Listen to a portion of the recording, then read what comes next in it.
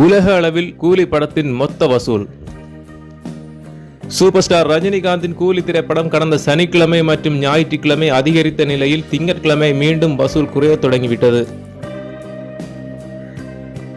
Sun pictures நிறுவனம் திங்கட்கிழமையான நேற்றாவது கூலி படத்தின் ஒட்டுமொத்த வசூலை அறிவிப்பார்கள் என்று எதிர்பார்த்த நிலையில் இன்னமும் அமைதியாகவே உள்ளது.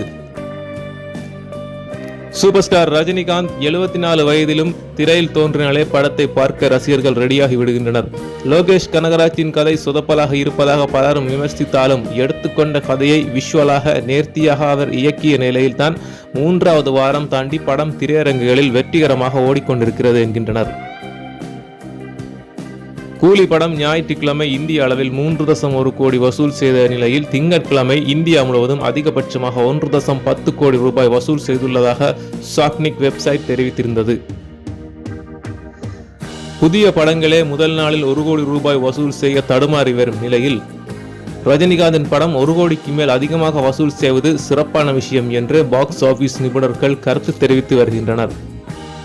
இந்தியாவில் கடந்த 19 நாட்களில் கூலி திரைப்படம் ஒட்டுமொத்தமாக 280.20 கோடி ரூபாய் வசூல் செய்துள்ளதாக தகவல் வெளியாகியுள்ளன.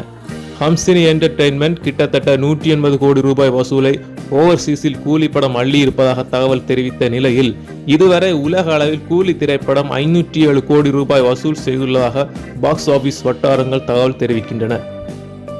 இப்படியாக வசூல் குறித்த பல்வேறு தகவல்கள் வெளியாகிய நிலையில் சன் பிக்சர்ஸ் அதிகாரப்பூர்வமாக இன்னும் கூலி படத்தின் வசூல் பற்றி தெரிவிக்கவில்லை. நன்றி நண்பர்களே, இது போன்ற சினிமா தகவல்களை தெரிந்து கொள்வதற்கு எங்களுடைய யூடியூப் சேனலை சப்ஸ்கிரைப் செய்யுங்கள்.